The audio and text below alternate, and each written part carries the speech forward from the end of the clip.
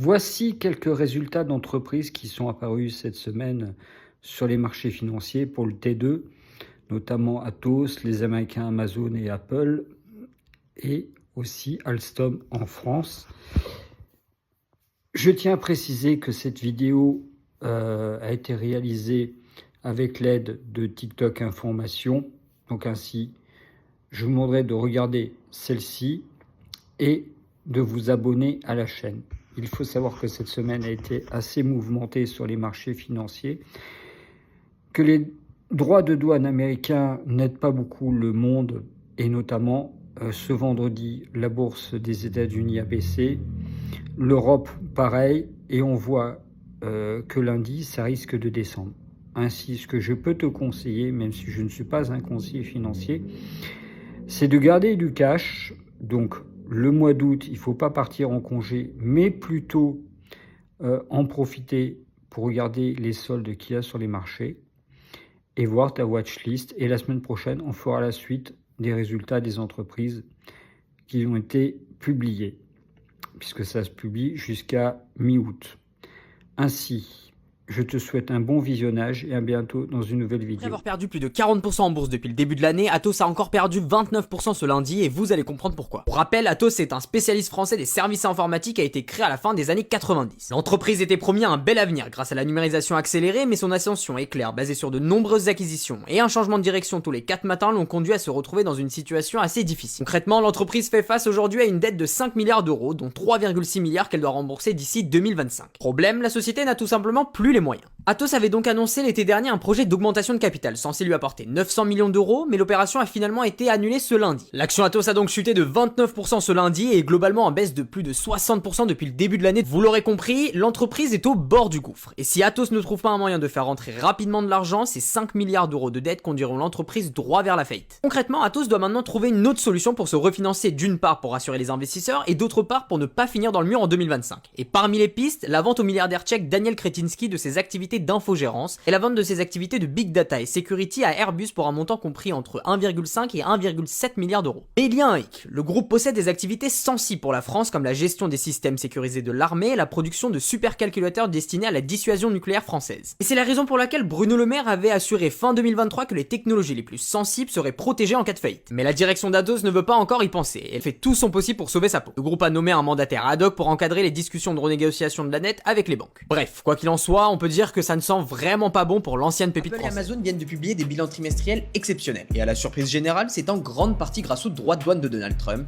On vous explique. Dans les faits, Amazon a généré un chiffre d'affaires de 167,7 milliards de dollars, bien au-dessus des prévisions qui tablaient sur 162,2 milliards. Et ils étaient nombreux à douter d'Apple, mais le géant l'a fait. L'entreprise a généré 94 milliards de dollars de chiffre d'affaires au deuxième trimestre contre 89,5 milliards attendus. Et cerise sur le gâteau, les ventes d'iPhone, pilier de l'entreprise qui représente plus de la moitié de son chiffre d'affaires, a rapporté 44,5 milliards de dollars, bien au-delà des 40,2 milliards attendus. Concrètement, les ventes d'iPhone ont augmenté de 13% sur un an et le chiffre d'affaires global a progressé de 10%. On parle là de la plus forte croissance trimestrielle d'Apple depuis décembre 2021. Comment c'est possible? Eh bien, les deux géants ont profité des droits de douane. D'un côté, Amazon a profité des droits de douane qui ont fragilisé les concurrents chinois low cost comme Temu et Shein, victimes de la fin de l'exemption des minimis. Résultat, Amazon a regagné des parts de marché sur le e-commerce aux États-Unis. En clair, sur le long terme, les droits de douane pourraient avantager le géant. De son côté, Tim Cook, le CEO d'Apple, a déclaré qu'un point sur les 10 points de croissance venait de clients qui ont augmenté leurs achats pour éviter l'impact d'éventuels futurs droits de douane. Pour rappel, certains experts avaient déclaré il y a quelques semaines qu'un iPhone fabriqué aux États-Unis coûterait environ 3500 $.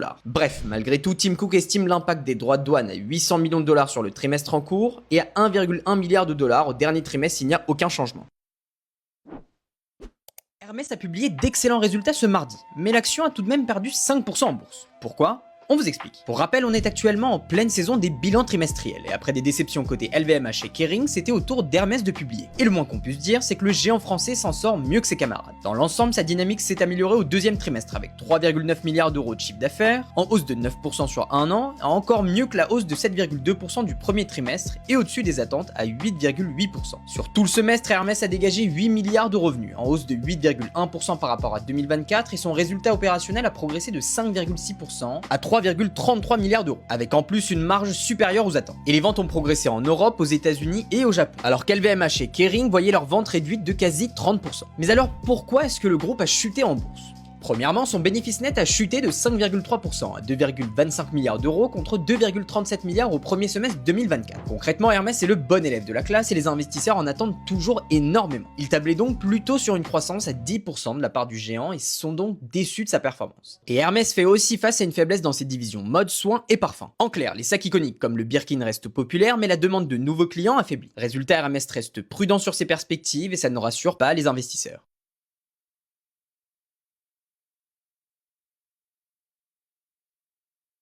Alstom a grimpé de 6% en bourse ce mercredi et vous allez comprendre pourquoi. Dans les faits, le constructeur ferroviaire a dépassé toutes les attentes pour son premier trimestre avec un chiffre d'affaires en hausse de 2,8% à 4,51 milliards d'euros, là où les analystes tablaient sur 4,4 milliards. Surtout fin juillet, le carnet de commandes du géant français s'élevait à 92,3 milliards d'euros au total, dont 4,1 milliards au premier trimestre 2025, notamment en provenance de France et de Bulgarie. En clair, malgré le fait que la Belgique lui ait préféré un concurrent espagnol pour le renouvellement de 600 rames sur sa flotte de trains, le carnet de commandes d'Alstom reste rempli pour les 5 ans à venir. Pour rappel, le groupe a récemment signé un contrat à 2 milliards d'euros pour fournir 316 voitures de train pour remplacer les vieux métros de la banlieue de New York. Au programme, des trains plus silencieux, fiables et agréables avec port USB et espace dédié aux personnes en fauteuil roulant. Alstom a déjà vendu 40 000 de ses voitures à plus de 60 réseaux de banlieue dans une quinzaine de pays en Europe, Asie, Afrique, Amérique et même en Australie. Ce qui veut dire qu'ils servent à environ 20 millions de passagers. Bref, grâce à ces excellents résultats, le français confirme ses prévisions et prévoit une croissance du chiffre d'affaires entre 3 et 5% pour 2025-2026.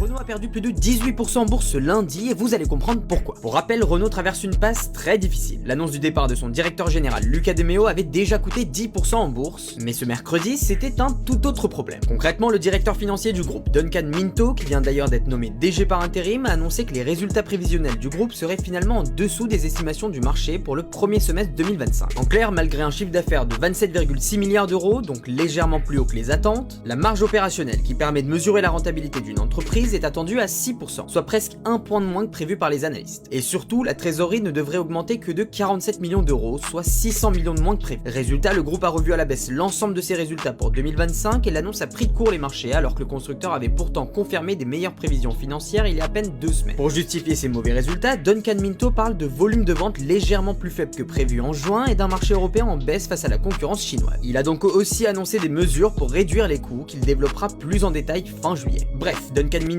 a eu droit à un joli baptême de feu. Le groupe va désormais devoir rassurer les investisseurs qui sont déjà frileux sur le marché auto et la nomination du prochain DG pèsera lourd dans la balance.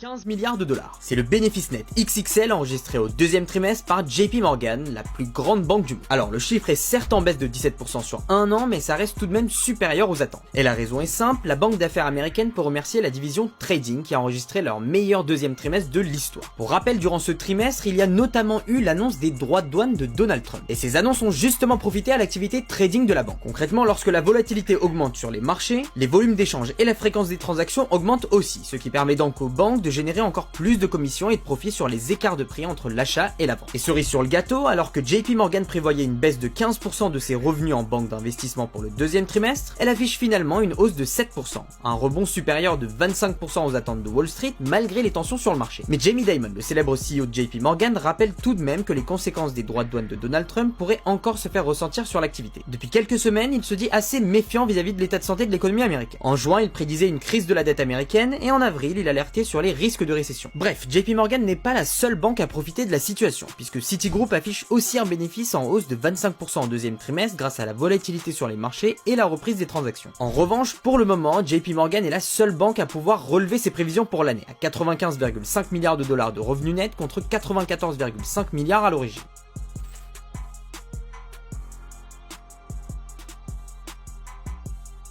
Le Bitcoin a encore franchi un nouveau record ce lundi à plus de 123 000 $ et on vous explique pourquoi. Premièrement, les investisseurs ignorent tout simplement les dernières menaces de Donald Trump. Même les marchés actions ont atteint de nouveaux records ces derniers jours. Deuxièmement, on a aussi les ETF Bitcoin Spot qui continuent de cartonner en attirant les plus grands investisseurs du monde. Troisièmement, le rallye du Bitcoin s'explique aussi par la défiance vis-à-vis du dollar. Pour rappel, depuis janvier, le billet vert a lâché plus de 11% face à l'euro. Et cerise sur le gâteau, le gouvernement Trump a officiellement baptisé cette semaine la semaine de la crypto, avec au programme l'examen de 3 projets de loi très attendus. On a le Genius Act qui impose aux émetteurs de stablecoins de détenir des réserves équivalentes en cash ou en bons du trésor, une manière de restaurer la confiance dans ces actifs après les scandales récents. Le Clarity Act qui offre des règles claires pour structurer le marché crypto et attirer des capitaux institutionnels, soit les plus gros portefeuilles. Et l'anti-CBDC Surveillance State Act qui vise à bloquer la création d'une monnaie numérique émise par la Fed. L'objectif, installer un cadre réglementaire pro-business et rassurant pour les acteurs du secteur, ce qui pourrait donc encourager les banques et les entreprises à diversifier en crypto. Bref, en clair, les investisseurs sont donc confiants. Et si vous voulez aussi être de la partie, Vancelian c'est la solution dont vous avez besoin si vous souhaitez être exposé aux crypto et plus globalement à la technologie blockchain sans se prendre la tête. Concrètement, Vancelian permet d'investir dans le cloud mining et donc de bénéficier des revenus générés par le minage d'actifs numériques sans les contraintes techniques associées, avec des rendements versés quotidiennement sur une période d'engagement de 48 mois. Cliquez sur notre lien en bio pour en savoir plus.